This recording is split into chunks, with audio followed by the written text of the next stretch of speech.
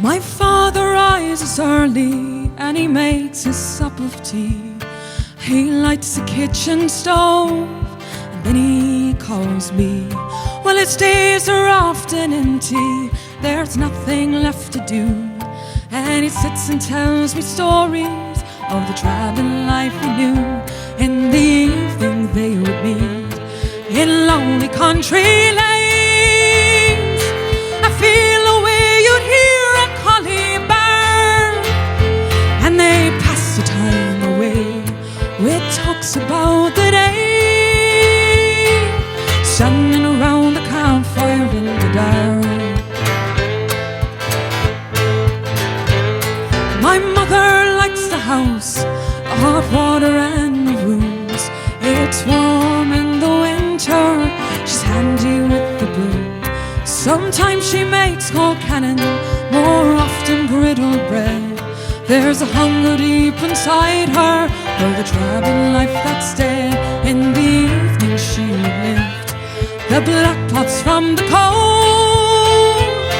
A bit to eat she always would remark, when there'd be vessels left to clean, while the children could be seen playing around the campfire in the dark. We go down to the pool hall to chat up the town bureaus. Sometimes at the discos we can't get past the doors.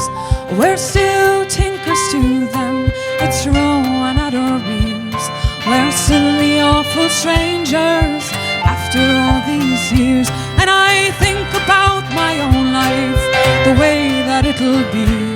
Oh, an escort van and a bit of dealing and a wife and a family. And Thursday I collect the dough, Friday pitch and toss, and on the side I think about the travelling ways we've lost. And I wish that I could rise, wash the sleep out of these eyes, and listen to the sweet song of the lark. Oh, and I wish that I could be in a campfire company, with the sound of horses moving in the dark, with the sound of horses